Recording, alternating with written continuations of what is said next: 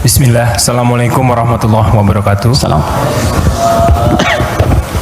Dua pertanyaan Ustadz. Silakan. Pertama terkait Al-Fatihah. Terkait Surat Al-Fatihah. Oke. Saya ingin bertanya asbabul nuzulnya, kapan diturunkan, bagaimana ceritanya, itu yang pertama. Ya. Yang kedua, di padang mahsyar nanti. Saya membaca beberapa buku bahwa kehidupan di padang mahsyar nanti itu ada yang mengatakan 30.000 tahun, ada yang mengatakan 50.000 tahun. Bagaimana nasib kita itu? Tadi sempat Ustadz kutip sedikit. Saya ingin mendapatkan penjelasan bagi orang-orang mukmin khususnya yang ada di dunia ini, apalagi di zaman yang penuh fitnah ini, yang amannya bagaimana untuk menghadapi nanti itu. Terima kasih. Assalamualaikum warahmatullahi wabarakatuh. Oke. Pertama, asbabun nuzul, sebab turunnya surah Al-Fatihah. Saya berikan sedikit dulu informasi. Jadi ada dua jenis asbab di dalam fikih Islam.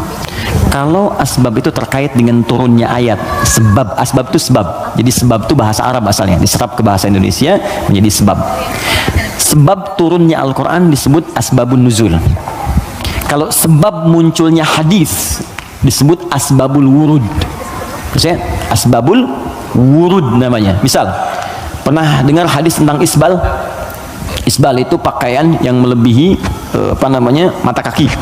Nah, itu apa sebabnya Nabi berkata hadis itu? Sebabnya apa? Nah, sebab namanya asbabul wurud. Dari pengetahuan sebab ini kita akan melihat sebuah kesimpulan hukum. Jelas ya?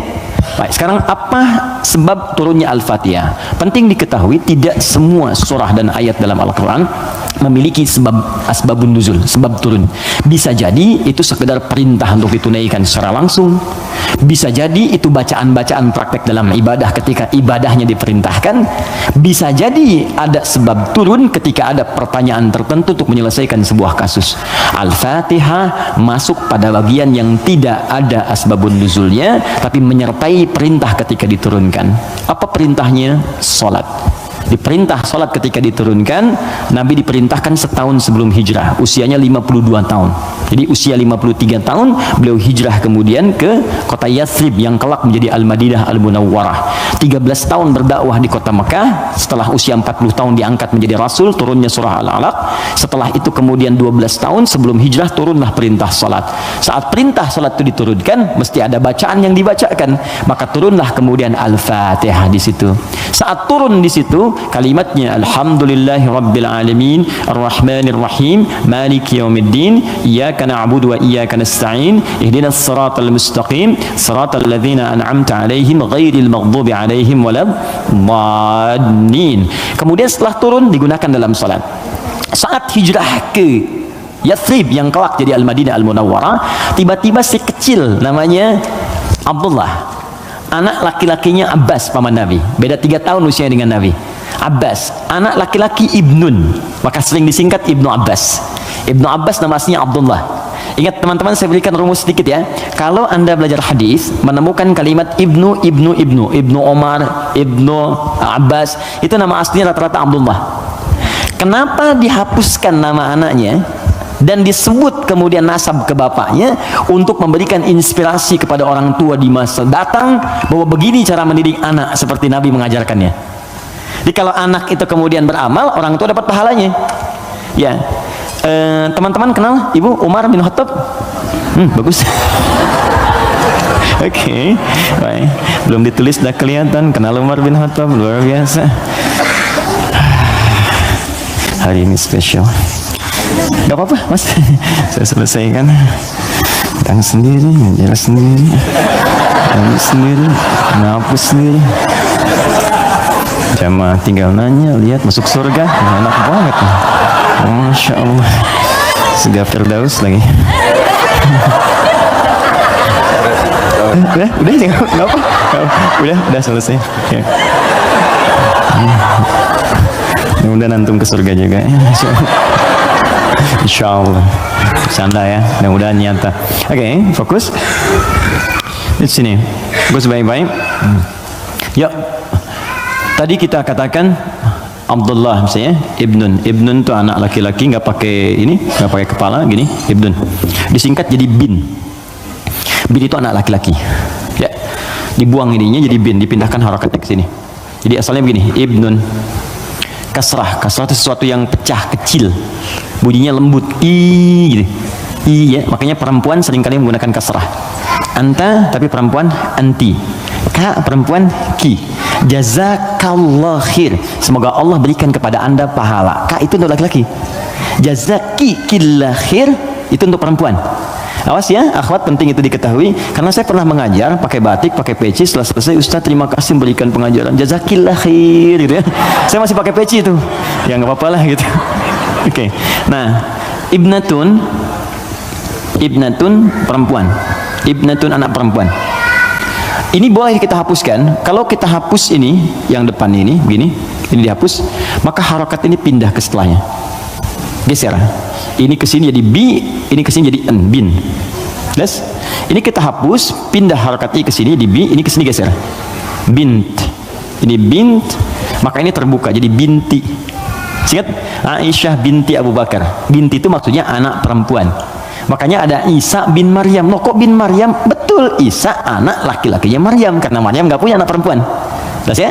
Nah, di ilmu hadis, kalau ada ayah bisa mendidik anak dengan baik, maka nanti sebagai penghargaan bagi orang tuanya, nama anaknya akan dihilangkan, tidak disebutkan, cukup binnya saja nama ayah disebutkan.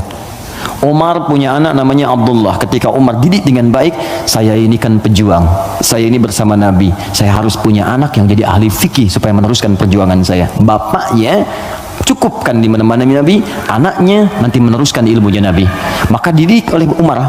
Kalau anda ke Madinah, ini Raudhah, ini masjid yang pertama awal-awal, sekarang karpetnya hijau semua. Kemudian di sini pintu Babus Salam, di sini makam Nabi, di sini mimbar. Ini pintu Baqi, di sini bab Jibril, pintu 46. Bab Jibril. Nah, di sini ke sini ke Awali, di sini ada Baqi, di sini rumah istri-istrinya Nabi semua. Di depan pintu Jibril, bab Jibril. Ya, jadi kalau ada Sayyidah Aisyah, kemudian Sayyidah Zainab binti Jahsy, Saudah binti Zam'ah, semua istri Nabi tinggalnya di sini, depan ini persis. Kemudian di sini, ini ada Abu Ayyub Al-Ansari. Umar bikin rumah di sini, bikin satu kamar untuk anaknya Abdullah, dihadapkan langsung ke tempat Nabi untuk belajar dari Nabi sebelum datang ke majlis ilmunya. Jadi kalau yang lain nunggu di majlis ilmunya Nabi, kalau anak Umar diajarkan oleh bapaknya sebelum Nabi bahkan ke majlis ilmu, sejak keluar dari rumahnya itu bisa melihat bagaimana Nabi jalan, bagaimana Nabi nengok. Makanya anaknya Umar banyak meriwayatkan hadis dari sejak kecil, meriwayatkan 2.800 hadis. Anaknya Umar. Siapa yang punya wasilahnya? Bapaknya. Untuk menghargai bapaknya ini, Abdullahnya dihilangkan di sini, maka disebut nama bapaknya Ibnu Umar, Ibnu Umar, Ibnu Umar. Seakan pesan kepada orang tua di masa datang, kalau kita ingin mendapatkan kebaikan dari Allah, maka didik anak kita dengan baik, kelak orang tuanya pun akan dikenang. Setiap hadisnya kita bahas satu, bapaknya ikut mendapatkan pahalanya. Itu poinnya. Ya. Nah, tadi Al-Fatihah itu tidak ada asbabun nuzulnya. Kemudian ketika sampai di Madinah, Ibnu Abbas, anaknya Abbas, ini persis sama juga. Abbas itu pengusaha, teman-teman. Pengusaha besar, sebelumnya terjebak dengan riba, dibebaskan oleh Nabi. Tinggalkan riba, kata Nabi, dibebaskan. Dan dahsyatnya ketika ribanya ditinggalkan, awal-awal kan turun tuh, setelah itu naik 2 kali lipat dari sebelumnya. Ribanya hilang, omsetnya naik 2 kali lipat. Nah, beliau sadar, saya ini sibuk. Tapi di balik kesibukannya, bayangkan loh, paman Nabi, kerabat Nabi, muslim, mukmin bersama Nabi di surga, sibuk berbisnis, tapi masih punya waktu untuk datang ke majlis Nabi. Setiap akhir pekan datang ke majlis Nabi ke Sufah belajar. Karena itu ketika Nabi wafat, Abbas ini sudah mendapatkan 200 hadis. Bayangkan pebisnis hafal hadis 200, itu kan luar biasa. Kalau Quran gampang, hadis itu tak mudah, 200 hadis. Paman Nabi, keluarga Nabi, kerabat Nabi, sibuk bisnis, kaya juga, masih hafal hadis. Antum siapa? Paman Nabi bukan, kerabat Nabi bukan, tetangga Nabi bukan, kan? Sesibuk apa sih sampai untuk baca Quran pun belum punya waktu? Cita-cita masuk surga lagi, kan?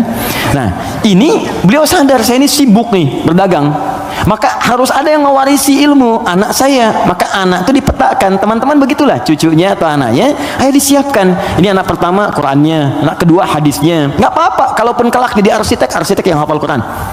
Oke? Pengusaha yang ahli hadis, nggak apa-apa, banyak. Dulu biasa begitu, Bu. Teman-teman ikhwan, dulu biasa. Antum kalau temukan kitab namanya Bidayatul Mujtahid, kitab bagus perbandingan fikih. Itu kitab fikih tuh, tapi yang nulis dokter bedah. Ibnu Rushd namanya, di barat dikenal dengan Averroes. Itu nulis kitab fikih, itu biasa dulu tuh, biasa saja. Nah, Abbas ini menginvestasikan anaknya, namanya Abdullah juga, untuk belajar ke majlis Nabi. Jadi setiap bapaknya berangkat titipin. Ketika Nabi wafat, anak ini usia masih 13 tahun. Bapaknya hafal 200 hadis, anaknya hafal 2000 hadis. Dan kalau anak dititipkan di tempat tertentu, maka habit itu akan membentuk dia untuk berperilaku. Tontonan yang dilihat itu jadi karakternya.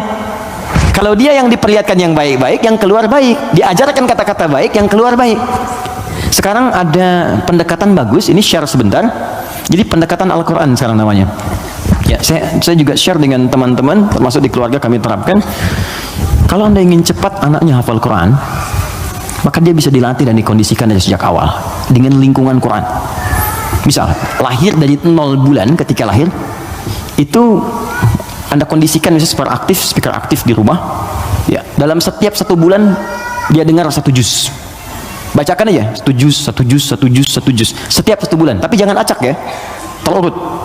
Misal bulan pertama juz 1, bulan kedua juz 2, pindah terus. Sampai bulan ke-30, usia dia 30 bulan, dia sudah mendengar 30 juz. Dan anak itu sejak mulai dilahirkan, organ pertama yang berfungsi kata Al-Quran, itu pendengarannya. Al-Quran langsung mengatakan, itu pendengarannya. Jadi ketika dia 30 bulan, dia sudah mendengar 30 juz. Itu sepakat dan sudah melalui research di sini, dia hanya butuh 6 bulan untuk menjadi penghafal Quran yang sempurna. Di usia 3 tahun, sudah hafal Quran 30 juz. Ini yang diterapkan orang tuanya Fajar. Beliau pengen bacakan sendiri, begitu dikasih ASI, bacain 1 juz.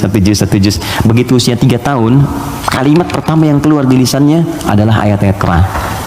Dipanggil Ustadz untuk mengecek, ternyata Allahu Akbar, 4 tahun sudah 30 juz. Terakhir kami ketemu sedang menghafal tafsir dan divonis lumpuh otak. Anda bayangkan, lumpuh otak hafal Quran 30 juz.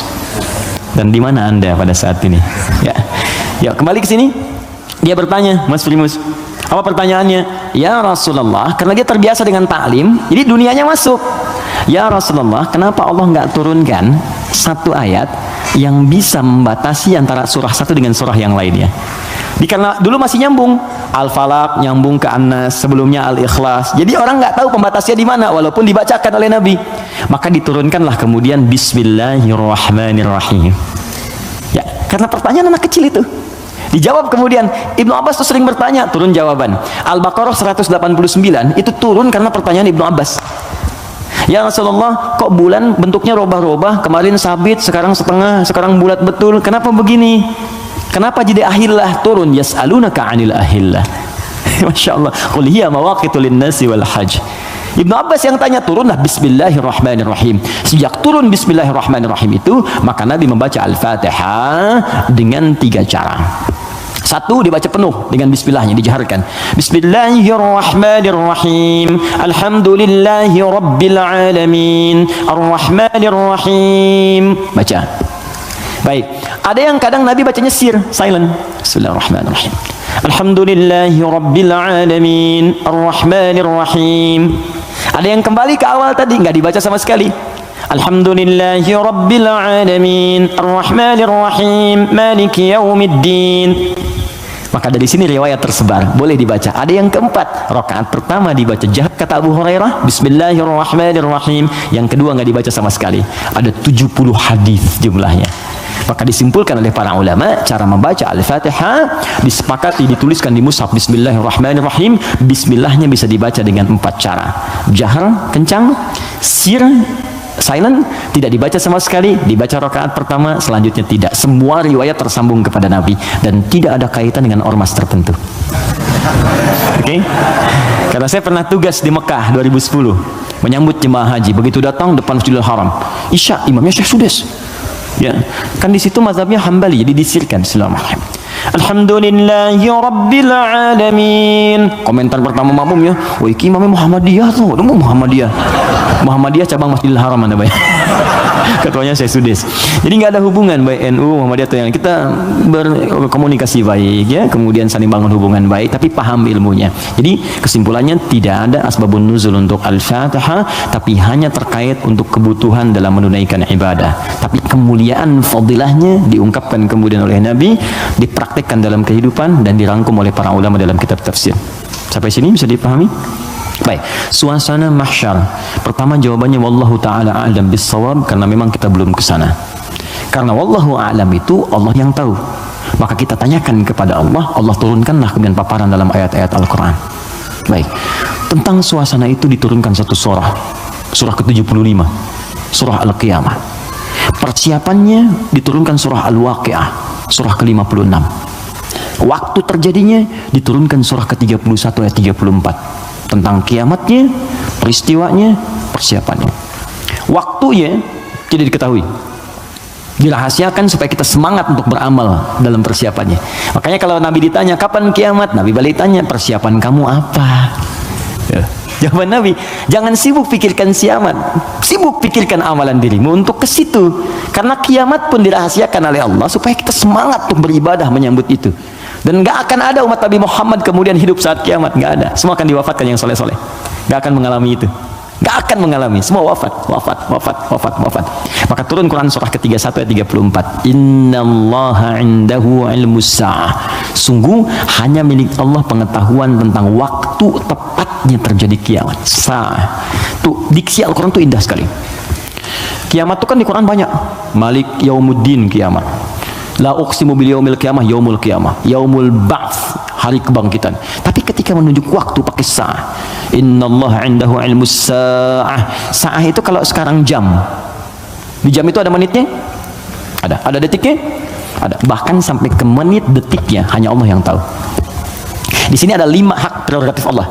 5 yang tidak diketahui oleh siapapun, bahkan even itu malaikat. Makanya di hadis Muslim nomor hadis ke-8, malaikat bertanya pada Nabi, mata sa'ah, kapan terjadi kiamat? Kata Nabi, mal mas'ulu anha bi'a'lama minas sa'il. Yang ditanya tidak lebih tahu daripada yang bertanya. Anaknya yang dekat dengan Allah, yang tahu. Nah, ini ingin menegaskan bahkan saya pun malaikat yang paling dekat dengan Allah nggak tahu kapan terjadinya. Apalagi dukun yang kemudian tiba-tiba ada di bumi. Ya, ahli langit pun nggak tahu masa ahli bumi kemudian tiba-tiba bisa menerawang. Ya, makanya kalau ada yang mengatakan kiamat akan terjadi tanggal sekian, bulan sekian, tahun sekian, udah abaikan aja. Ya, itu paling gampang, sudah jauhi. Saya di Garut dulu tahun 99, itu menjelang tanggal 9, bulan 9, tahun 99, tersebar isu akan terjadi kiamat. Sebagian ada yang sepi tuh, sepi di pasar Garut tuh, Tarogong sepi apa. Saya bilang, kenapa nggak pada beraktivitas? Isu kiamat menyebar. Tiba-tiba nggak terjadi, diundur katanya ke tahun 2012. Terjadi pengunduran kiamat, Anda bayangkan. Jadi itu poinnya. Jadi kalau waktu jangan ditanya kapan terjadi. Yang penting untuk diketahui adalah persiapan kita apa. Dan paling dahsyat adalah jika terjadi perbuatan-perbuatan yang dengan perbuatan itu tanda-tanda kemudian kiamat itu semakin menuju dekat. Tapi dekat dalam pandangan Allah dengan kita berbeda. 1 hari bagi Allah hitungannya hari, bagi kita kan 1000 tahun. Ya kan? Bagi Allah dekat nih. Iqtarabatis sa'atu wansyaqqal qamar. Bulan telah terbelah, kiamat semakin dekat. Kiamat semakin dekat itu bukan saat Bang Deddy bikin sinetron 15 abad yang lalu itu turun ayat, kiamat sudah dekat. Itu kalimat Quran. Kiamat sudah dekat 15 abad yang lalu. Cuman sudah 15 abad belum kejadian. Karena bagi Allah tuh gampang, tinggal 10 hari lagi, tinggal 7 hari lagi. Cuman sehari itu kan ribuan tahun. Jelas ya? Maka jangan dipikirkan waktunya. Tapi Nabi kemudian ditanya oleh malaikat, ma amaratuha, apa tanda-tandanya? Ya, idza talidal amatu rabbataha, jika sudah budak melahirkan tuannya, wa antaral hufatal arata, ya, jika seorang budak melahirkan tuannya, jika engkau melihat seorang penggembala bertelanjang kaki, telanjang dada, kemudian berlomba-lomba meninggikan bangunan, ya, budak melahirkan tuannya, itu ada yang menyebutkan suasana sudah mulai terbalik. Halal dianggap haram, haram dianggap halal, yang benar jadi salah, yang salah jadi benar, yang benar dibikin disertasi, dibikin tulisan ilmiah, ya, tiba-tiba dikalahkan oleh yang salah, kan? Yang salah kemudian menyebar, jadi dianggap biasa. Jika sudah maksiat tingkat yang tinggi dianggap biasa, bukan yang rendah. Zina itu min sabil mubiqat, 7 yang menyebabkan kehancuran, dosanya besar. Zina itu seperti pembunuhan, dosa besar. Makanya kalau ada yang menghalalkan dosa besar dianggap murtad, keluar dari Islam, dan dia harus bertobat. harus bertobat. Makanya kita dorong dengan doa, diarahkan lagi, kan? Mungkin karena ketidaktahuannya, kan? Itu cara berpikirnya demikian. Saya tidak mengajarkan mencela, saya menjauhi itu. Ya, kita ajarkan dengan perasaan baik, kita doakan, tak ajarin lagi sepanjang dia masih hidup. Jadi kalau ada teman-teman yang diajak oleh orang lain terpengaruhi, kita sepanjang kita hidup, supaya kita saat ditanya oleh Allah, ringan jawaban kita itu aja. Ya, apa pernah ada Nabi mengharapkan umatnya ke neraka? Tidak. Lantas kenapa Anda memvonis dia sebagai ahli neraka? Alih-alih kita vonis, kenapa nggak kita doakan? Allah itu maha kasih, bukan hanya maha menghukum. Rahmat Allah lebih luas daripada hukumannya. Kenapa sekarang banyak sifat hukuman ditampilkan, kasih sayang dihilangkan? Kita doakan, share kebaikan, doakan saudari kita, doakan saudara kita, ajak kepada yang baik. Kalau ada berbuat maksiat, sampaikan. Bukan cuma kamu aja yang pernah bermaksiat, yang lebih buruk daripada kamu pernah ada, dan dia tobat. Masa orang jahiliyah tobat, kamu yang bukan jahiliyah nggak tobat? Nggak keren gitu. Bagaimana kalau wafat dalam keadaan maksiat? Apa kamu rela ibumu yang sudah mengandungmu melihat anak yang berbuat seperti ini? Kalau kamu kira-kira punya anak, mau nggak kira-kira anak kamu berbuat seperti ini? Seperti itu aja. Jadi ketika ada seorang minta izin untuk berzina, boleh nggak saya berzina ya Rasulullah? Ya, kata Nabi, bagaimana kalau kemudian ibumu berbuat seperti itu? Bagaimana kalau ibumu dizinai? Bapakmu dizinai? Jangan ya Rasulullah. Ya, itu yang kamu zinai itu boleh jadi kemudian dia ibu bagi anak-anak orang lain. Jadi, seperti itu cara berpikirnya. Jadi kalau kita selalu mengangkat orang untuk mengarahkan pada kebaikan, maka dakwah ini akan semakin luas diterima dalam kemuliaan, dan beban kita pun akan berkurang. Ada saatnya hitam putih itu mesti muncul dalam perkara tauhid. Tauhid itu nggak ada abu-abu, hitam putih. Allah Tuhan, yang lain bukan. Selesai. Tapi fikih itu fleksibel untuk memberikan kemudahan. Sholat nggak bisa berdiri, duduk. Nggak bisa duduk, berbaring. Berbaring sulit, bergerak. Bergerak sulit, berkedip kan? Berkedip sulit, disolatkan. Semua ada turunannya. Ya, selesai sampai tuntas. Oke? Jadi waktu tidak ada yang tahu. Suasana disampaikan supaya kita merasakan dahsyatnya itu. Turun surah Al-Qiyamah. La uqsimu biyaumil qiyamah. Quran surah 75. Wa la uqsimu bin nafsil lawwamah. Kata Allah, saya bersumpah kiamat pasti terjadi. Dan saya bersumpah pada saat itu banyak yang menyesal dan mencela dirinya. Lawamah itu pencela. Mencela, aduh kenapa saya nggak begini, nyesel saya begini. Sama kayak Anda misalnya punya masalah dengan pasangan, Anda marah-marah sama istri. Setelah itu Anda menyesal, ya kenapa saya mesti marah sih? Kok jelaskan, duduk dengan tenang juga bisa. Kenapa saya marah ya, saya menyesal ya Allah. Tapi biasanya pertama setan akan menghambat kita untuk berbicara dulu, ditahan, jadi diam-diaman gitu. Itu begitu tuh caranya. Itu di Quran ada, dan solusinya juga ada. Nah, ada penyesalan setelah itu. Sama ke anak juga begitu. Anak berbuat salah terus kita marah ya. Kamu ini kemana nggak ngerti mama ya. Tapi setelah itu, ya Allah kok saya marah sih. Ya, kok saya marah sih gitu kan. Nah, itu lawamah namanya. Mencela diri pada sesuatu yang tidak seharusnya terjadi. Hari kiamat lebih banyak lagi. Kenapa dulu saya nggak sholat?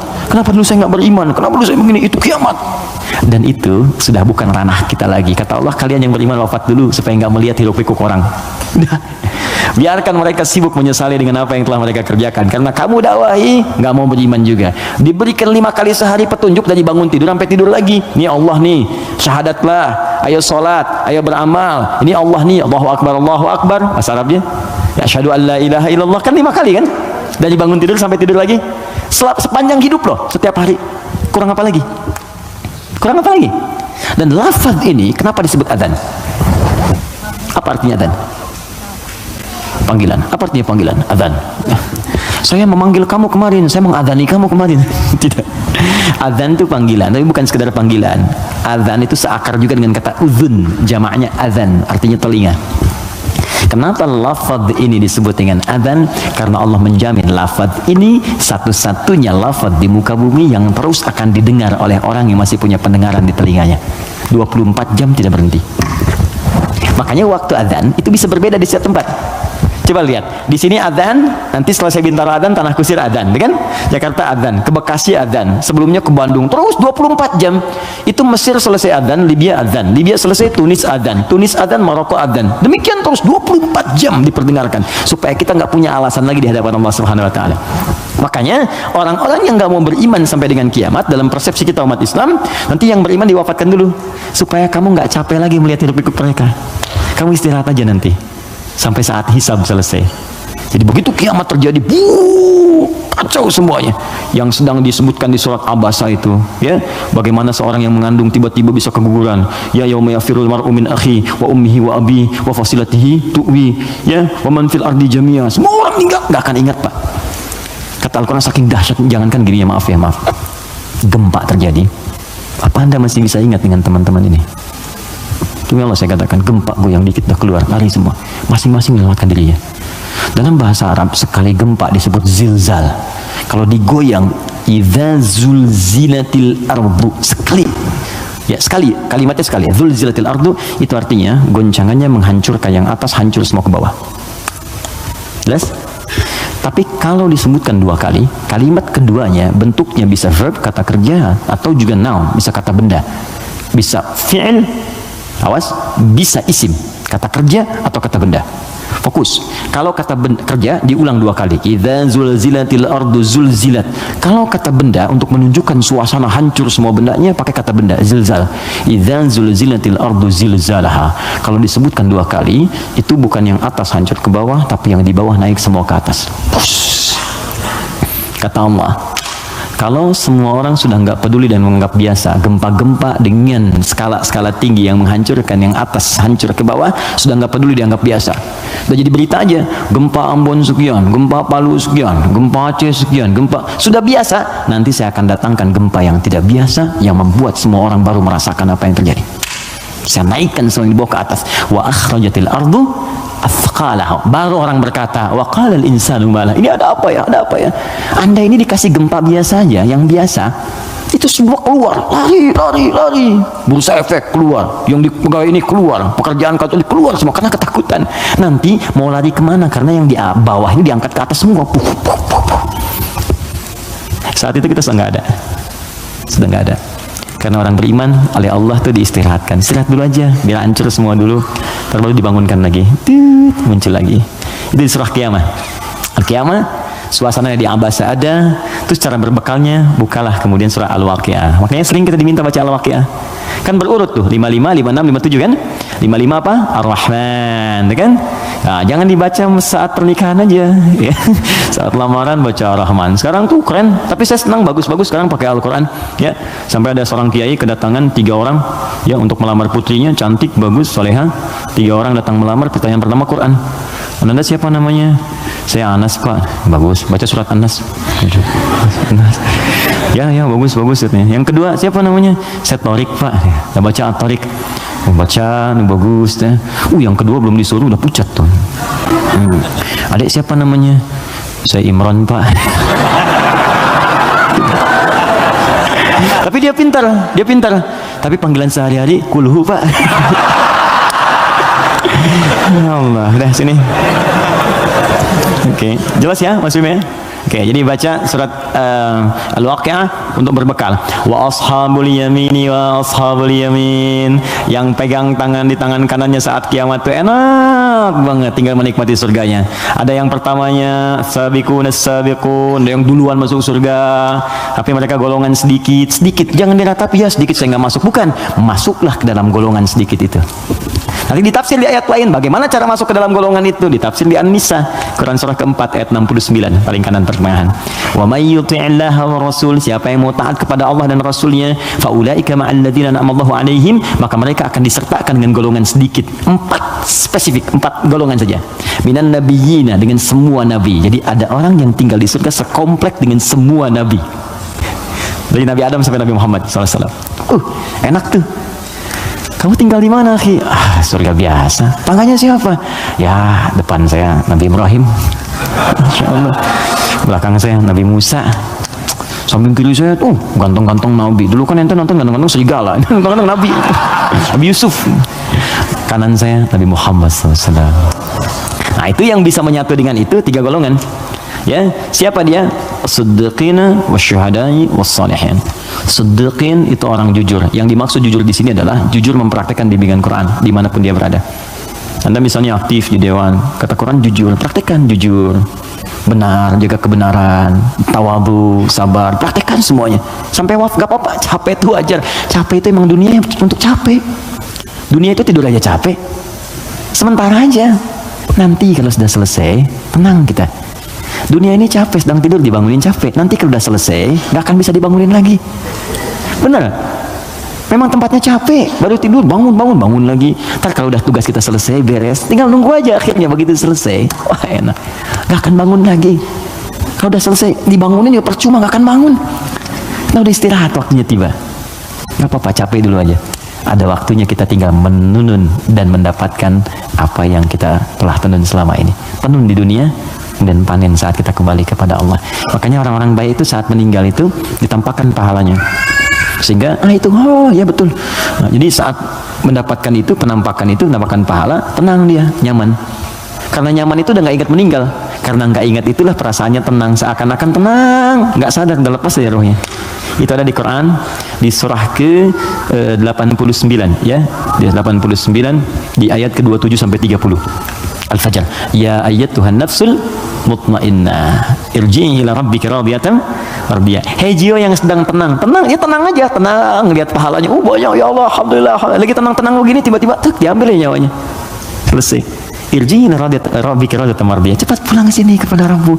Aku ridha dengan amalmu, engkau pun akan ridha dengan pemberianku. Fadkhuli fi ibadi, engkau masuk dalam golongan hambaku terbatas. Wadkhuli jannati, aku siapkan surga untukmu dari sekarang. Semoga kita diberikan bagiannya insyaallah.